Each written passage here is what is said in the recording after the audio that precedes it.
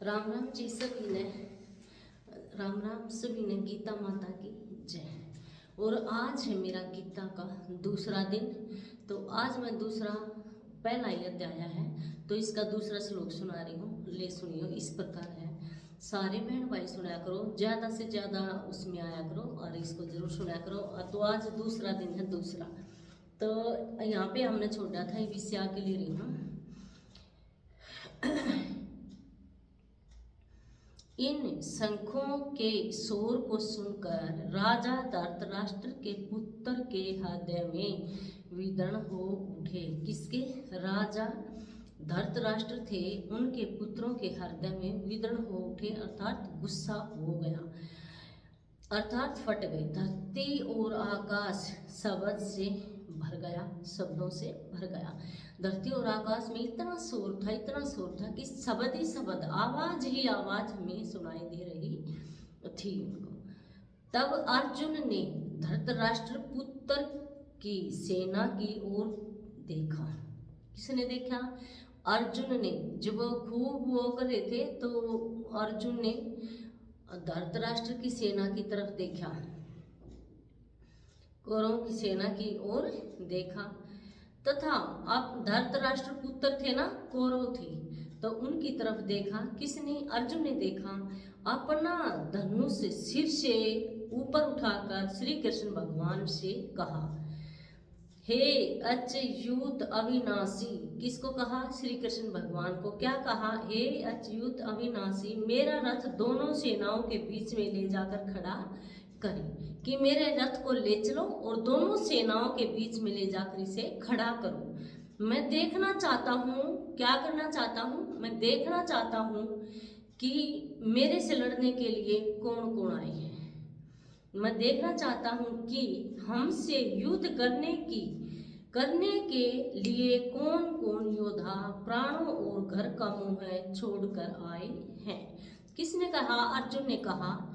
जब ज्यादा उनके शब्दों की आवाज सुनाई दे रही थी, कौरव बार बार ऐसे दे रहे थे, डरावना कर रहे थे, तो अर्जुन को भी थोड़ा गुस्सा आया और उसने कहा, हे श्री कृष्ण भगवान, मेरे रथ को कहाँ पे ले चलो, दोनों सेनाओं के बीच में ले चलो, और मैं देखना चाहता हूँ कि कौन कौन अपने घर का मोह, अपने प्राणों का मोह और अपने बाल बच्चों को छोड़कर मेरे प्राणों की रक्षा, मेरे प्राणों को लेने के लिए आए हैं, मतलब अर्थात हमसे लड़ने, युद्ध करने आए हैं। उसे दुर्बुद्धि दुर्योधन का युद्ध में हित चाहने वाले जो लोग उनकी सेना में शामिल होकर आए हैं, उन सबको मैं देखना चाहता हूँ। क्या कहा? वो दुर्बुद्धि मीन्स बुरी बुद्धि वाला, बिना सोचे समझे और दुष्ट बुद्धि वाले के मैं देखना चाहता हूँ कि उसके हित चाहने वाले कौन कौन आए हमसे युद्ध करने के लिए। ऐसा श्री कृष्ण भगवान ने कहा। तो आगे देखो क्या कहते हैं। संजय ने कहा, हे महाराज, अर्जुन के ऐसे वचन सुनकर भगवान श्री हरि ने उनका रथ दोनों सेनाओं के बीच ले जाकर खड़ा कर दिया। श्री कृष्ण भगवान ने क्या कहा कि ऐसा सुना और दोनों सेनाओं के बीच में जाकर उनका रथ ही खड़ा कर दिया कि ले देखो, ऐसे खड़ा करे, उनका रथ सेनाओं के बीच में खड़ा कर दिया। और अर्जुन से बोले, हे अर्जुन, यहाँ एकत्र मतलब इकट्ठे हुए कौरवों को भली प्रकार से देख लो। क्या कहा कि हे अर्जुन, यहाँ पे जो सारे कौरव इकट्ठे हो रहे हैं उनको भली प्रकार अच्छी तरह से देख लो। तब पर्था पुत्र अर्जुन ने उस सेना में बहुत से योद्धा देखे। किसने देखे? अर्जुन ने। जब अर्जुन ने फिर वो रथ वहां खड़ा करा तो उनके बहुत से योद्धाओं को देखा। उनमें पितामह देखे, गुरु देखे, मातुल देखे, मामा देखे, ससुर देखे, पुत्र पौत्र आदि मित्र सखा, इन सभी सेनाओं में अपने ही बंधु बांधवों को देखकर उनका मन करुणा से भर गया।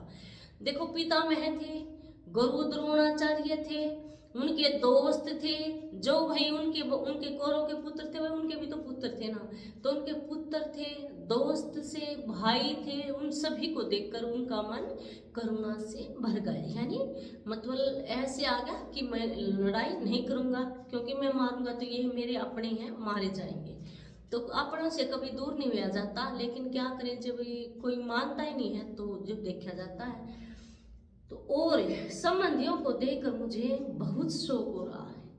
क्या कहा, हे पृथ्वी बलराम युद्ध के लिए आए, अपने इन संबंधियों को देखकर मुझे बहुत शोक हो रहा है।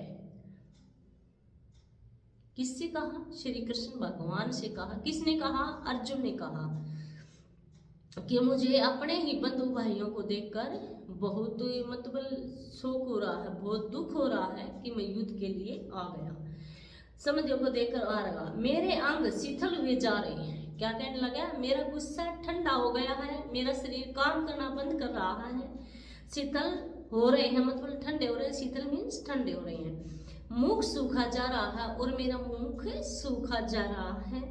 मेरे शरीर में कपकपी सी हो रही है। क्यों? क्योंकि वो उसके अपने थे कि मैं किसको मारूं, किससे युद्ध करूं, ये सभी मेरे अपने हैं। तो हो रही है, रोए रोए खड़े हो रहे हैं, त्वचा जल रही है, मेरा धनुष मेरे हाथों से छूटा जा रहा है, क्योंकि जैसे एकदम उनका शीतल हो गया शरीर, बीपी हमारा बीपी डाउन हो जाता है, तो हम भी कुछ बोलने लायक भी नहीं रहते हैं।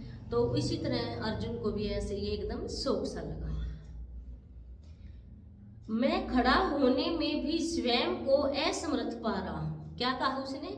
मैं खड़ा भी नहीं हो सकता, मैं इसमें भी असमर्थ पा रहा हूं कि मैं गिर ना जाऊं। हे केशव, मेरा मन भरम रहा है, शकुन भी बुरे ही देख रहा हूं। इन युद्ध में अपने ही भाई बंधुओं को मारने में मैं अपना कल्याण भी नहीं चाहता। वो क्या कहता है? इन सभी अपने भाई बंधु, बेटा बेटी, गुरु, इनको मारकर मैं अपना भला नहीं चाहता हूँ, मुझे नहीं चाहिए राज्य। क्या कहता? मुझे राज्य नहीं चाहिए, मैं वन में ही सही हूँ, मेरे भाई ही बढ़ते राज्य को, ताकि वे हैं तो इनको मारकर मैं राज्य पाऊंगा तो मैं सुखी नहीं हो सकता। तो इसीलिए सब अपने परिवार से, इससे हमें क्या शिक्षा मिलती है? सभी अपने परिवार से क्या करते हैं? ईर्ष्या करते हैं। मैं उससे ईर्ष्या करूंगा, मेरे से और करेंगे, लेकिन दिल में कुछ ऐसा प्यार होता है कि हम ईर्ष्या करते हुए भी हमें डर लगता है। क्यों? क्योंकि वे अपने हैं, इसलिए। तो इसलिए तुम ईर्ष्या कराए मत करो, एक तरफ से झुकेगा दूसरा दौड़ करके आएगा, तो अपनों से मेल मिलाप करो भाई, हमें इससे ये शिक्षा मिलती है। इसको आप जरूर देखा करो, और जो हमने बुरे काम कर रखे हैं उनका तो उद्धार होता ही है, और जो बुरी शक्तियाँ घर में होती हैं तो वे खत्म हो जाती हैं। तो गीता का ज्ञान ऐसा है, इसलिए सभी सुना करो बड़े प्रेम से।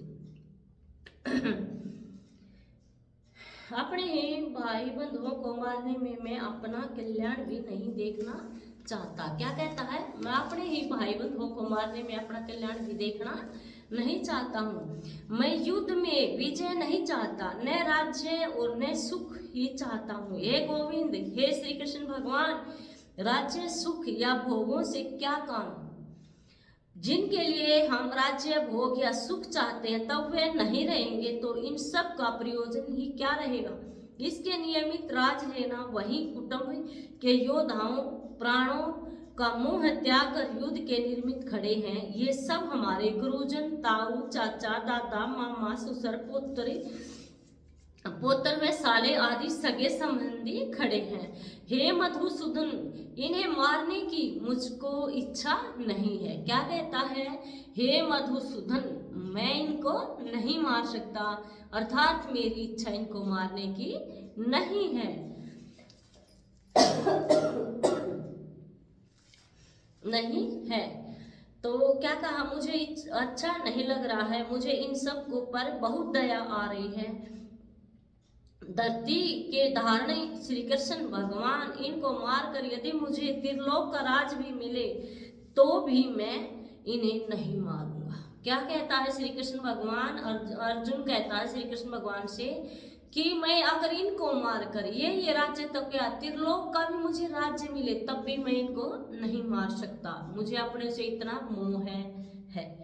भूमि के राज की तो बात ही क्या है। हे जनार्दन, धृतराष्ट्र के पुत्रों को मारने से हमारा कल्याण नहीं होगा, क्योंकि वे भी हमारे ही बच्चे हैं, बल्कि इन आतिथियों को मारकर हमको बहुत पाप लगेगा।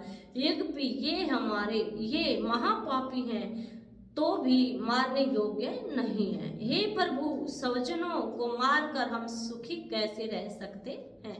100 जन अपने ही, 100 मीन्स अपना होता है, तो अपने ही परिवार को मारकर हमें सुख की कोई लालसा नहीं है, ऐसा अर्जुन ने कहा। श्री कृष्ण भगवान को बता रहे हैं हमारी मुक्ति कैसे संभव है। यद्यपि राज के लोभ वंश इन धृतराष्ट्र पुत्रों की बुद्धि भ्रष्ट हो गई है, इन्हें कुल नष्ट करने या मित्र के साथ कपट करने के दोष नहीं दिखते, तो क्या इनकी भांति मुझे भी नहीं दिखते।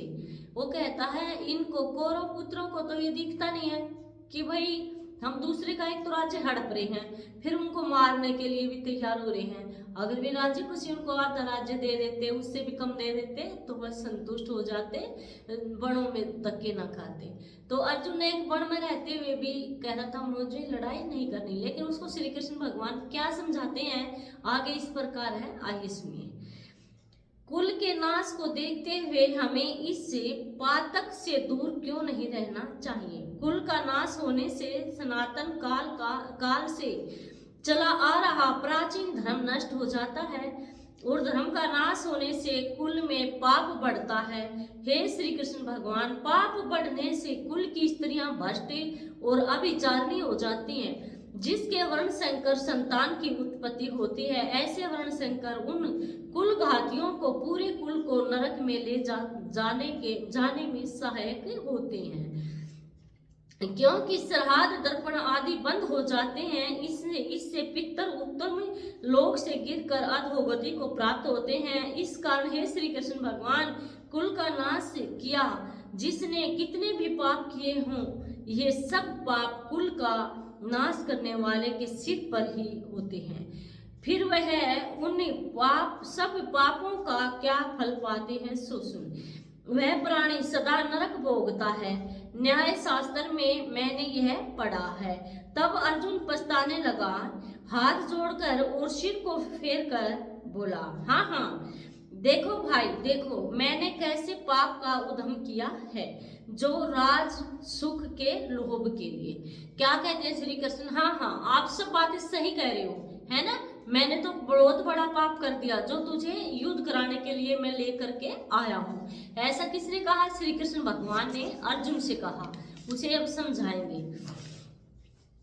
अपने ही कुल को नष्ट करने लगा था, मगर अब मैं अपने हाथों में शस्त्र न पकड़ूंगा। अब धृतराष्ट्र के पुत्रों के हाथों में शस्त्र होंगे, और मेरे शस्त्रों से ही उनके सम्मुख होऊंगा। मैं उनके मतलब जो शस्त्र मुझे चलाएंगे मेरे ऊपर, तो मैं उनके सामने खड़ा हो जाऊंगा, वह कितने भी चलाएं। अर्जुन ने ऐसा कहा। तब वे मुझे मारेंगे, और इससे मेरा कल्याण होगा। संजय बोला, हे राजन, अर्जुन ने ऐसा कहकर धनुष बाण हाथ से छोड़ दिया और अत्यधिक शोकाकुल होकर मूर्छा खाकर गिर गया। ये सभी बातें बोल करके अर्जुन जमीन पर गिर गया, मूर्छा आ गई उसे। तो उसे श्री कृष्ण भगवान क्या समझाते हैं। एक समय की बात है, कैलाश पर्वत पर महादेव व पार्वती जी के आपस में गोष्ठी हुई। तब पार्वती जी ने महादेव से पूछा, हे महादेव, आप अपने किस ज्ञान से पवित्र हुए हैं? वह कौन सा ज्ञान है जिसके बल से संसार के लोग आपको शिव जानकर पूजते हैं? किसने कहा? पार्वती माँ ने कहा सब्जी बोले से। ये गीता वही है, गीता का ज्ञान है, सुन लियो, ये श्लोक है बीच में। तो माँ ने क्या कहा कि महादेव, आप अपने किस ज्ञान से पवित्र हुए हैं? यह कौन सा ज्ञान है जिसके बल से संसार के लोग आपको शिव जानकर पूजते हैं? जबकि आपने तो कर्म कुछ और ही दिखाई देते हैं। कैसे कह रही है कर्म दिखाई देते हैं माता? माँ ये कह रही है कि भस्म लगाते हैं शरीर पर, जटा बड़ी बड़ी है, भांग धतूरा पीते हैं तो कहती है आपके अंदर कौन सा ऐसा गुण है महादेव जिसे लोग आपकी पूजा करते हैं, किसके पवित्र से है, मतलब किसका वो है आपके ऊपर। तो श्री मेरे शिव गुरु क्या कहते हैं सुनिए, जिसके बल से आपको संसार के लोग शिव जानकर पूजते हैं जबकि आपके कर्म कुछ और ही दिखाई देते हैं। माता पार्वती ने कहा आप मरगछाला ओढ़े हुए हैं, अंगों में मसानों की बभूति लगाए और गले में सर्पों मुंडों की माला धारण किए रहते हैं, इसमें तो कोई कर्म पवित्र है ही नहीं। अतः आप मुझे उस ज्ञान के विषय में बताएं जिसके बल से आप अंदर से पवित्र हैं। देखो हम बाहर से श्रृंगार करते हैं उससे कोई हम पवित्र नहीं होते हैं, कोई मतलब ऐसे दिखने के लिए सुंदर होते हैं लेकिन हमारा दिल सुंदर नहीं होता है। तो भगवान को कह रही है माँ पार्वती कि आप भस्म लगाते हो, सांपों को गले में रखते हो और भांग धतूरा पीते हो, तो मुझे तो नहीं लगता आपके अंदर कोई होगा। तो किस ज्ञान से पवित्र हो? भोले से कहती है किस कौन सा ज्ञान है भाई आपको जो लोग आपकी पूजा करते हैं। तो भोला हमारा क्या कहता सुनिए। यह सुनकर महादेव जी बोले हे पार्वती सुनो, जिस ज्ञान के बल से मैं पवित्र हूँ और जिसके बल से मुझे बाहर के कर्म भी नहीं व्यापते वह गीता का ज्ञान है। किसका ज्ञान है? गीता का। मैं उसका हृदय में ध्यान करता हूँ, उस ज्ञान के कारण मुझे बाहर के कर्म नहीं व्यापते। हे भगवान, पार्वती जी ने पूछा गीता के जिस ज्ञान की आप इतनी स्तुति कर रहे हैं उस ज्ञान के श्रवण करने से कोई कृतार्थ भी हुआ है? क्या कहा माने कि आप गीता ज्ञान करते हो तो आप भी मेरे को कहते होगे आप गीता के लिए कहते हो, गीता के लिए कहते हो, क्या होता है? तो सुनने से क्या होता है, इस प्रकार माता पार्वती समझा रही है, शिव समझा रहे माँ पार्वती को। तो मैं उसका हृदय में ध्यान करता हूँ, क्या कहता है, और पवित्र हूँ। और हे पार्वती सुनो, जिस ज्ञान के बल से मैं पवित्र हूँ और जिसके बल से मुझे बाहर के कर्म भी नहीं व्यापते वह गीता का ज्ञान है। मैं उसका हृदय में ध्यान करता हूँ, उसी ज्ञान के कारण मुझे बाहर के कर्म नहीं व्यापते। हे भगवान, पार्वती जी ने पूछा गीता के जिस ज्ञान की आप इतनी स्तुति कर रहे हैं उस ज्ञान के श्रवण करने से कोई कृतार्थ भी हुआ है? तब महादेव जी बोले हे पार्वती, इस ज्ञान को सुनकर बहुत से पवित्र कृतार्थ हुए हैं और आगे भी होंगे। तुम्हें एक पुरानी कथा सुनाता हूँ। भोले कथा सुना रही माँ पार्वती को, सुन लो।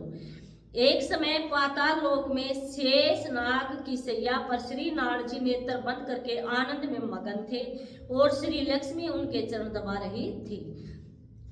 वह आनंद में कौन थे? विष्णु भगवान आनंद में थे और माता लक्ष्मी उनके पैर दबा रही थी, चरण दबा रही थी। लक्ष्मी उनके चरण दबा रही थी। उस समय श्री लक्ष्मी जी ने पूछा हे नारायण जी, आप तो 14 लोकों के ईश्वर हैं, क्या आपको भी निद्रा सताती है? निद्रा और आलस्य तो तामसी पुरुषों को व्यापता है। आप तो त्रिगुणातीत हैं, नारायण और प्रभु वासुदेव हैं। आप नेत्र मूंद देखकर मुझे बड़ा आश्चर्य हो रहा है। माँ लक्ष्मी कहती है जब आप आंखें बंद करते रहे तो, लेकिन आंखें बंद करके और गीता का जो श्लोक है उसको भगवान विष्णु पढ़ते रहते थे। तो माँ कह रही है, माँ सोचती थी कि ये मुस्कुराते हैं तो मेरे पैर दबा रही, मैं पैर दबा रही हूँ तो इनको आराम मिलता है इसलिए खुश रहते हैं, लेकिन ऐसा नहीं था। आपको नेत्र मूंद कर देखकर मुझे बड़ा आश्चर्य हो रहा है। तब श्री कृष्ण भगवान बोले सुनो लक्ष्मी, मुझे न तो निंद्रा व्याप्ति है और न ही आलस्य। मैं तो गीता के शब्द भागवत गीता में जो ज्ञान है उस ज्ञान के आनंद में मगन रहता हूँ और ऐसा ज्ञान है जिसके उपजने से यह जीव सदा आनंद में रहता है। अगर तुम एक बार गीता सुनने लग जाओगे ना तो तुम्हें ऐसे हो जाएगी कि दीदी कब डाले हम कब सुने। तो इसलिए गीता का ज्ञान ये जरूर सुना करो सारी बहन आके। और कलेश या दुख इस जीव को किसी भी जीव को नहीं व्यापता। जैसे 24 अवतार मेरे साकार रूप हैं वैसे यह गीता शब्द रूप अवतार है। इस गीता में मेरे अंग इस प्रकार हैं। गीता के पहले से 5वें तक अध्याय में मेरा मुख है। अगले 5 अध्याय में मेरी भुजा है।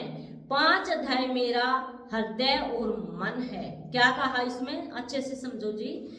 वह ही गीता शब्द अवतार है। इस गीता के में मेरे अंग इस प्रकार है। गीता के पहले से 5वें अध्याय तक मेरा मुख है।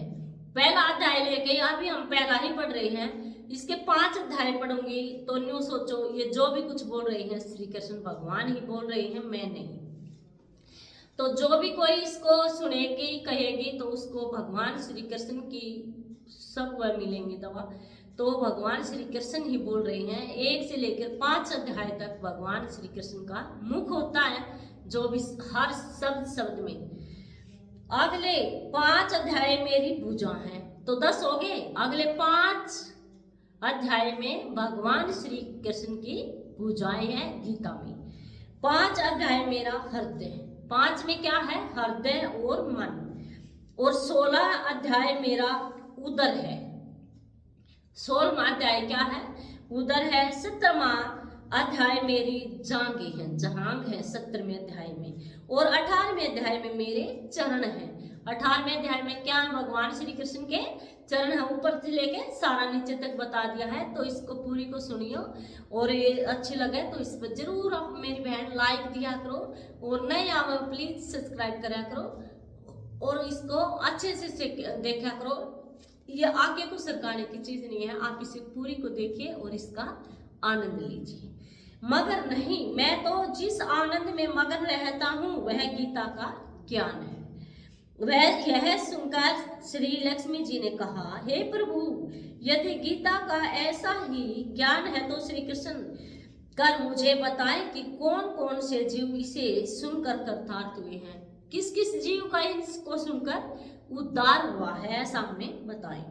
हे सुंदरी वर्ण वाली लक्ष्मी सुनो, श्री नारद जी बोले, गीता के ज्ञान को सुनकर बहुत से जीव कृतार्थ हुए हैं।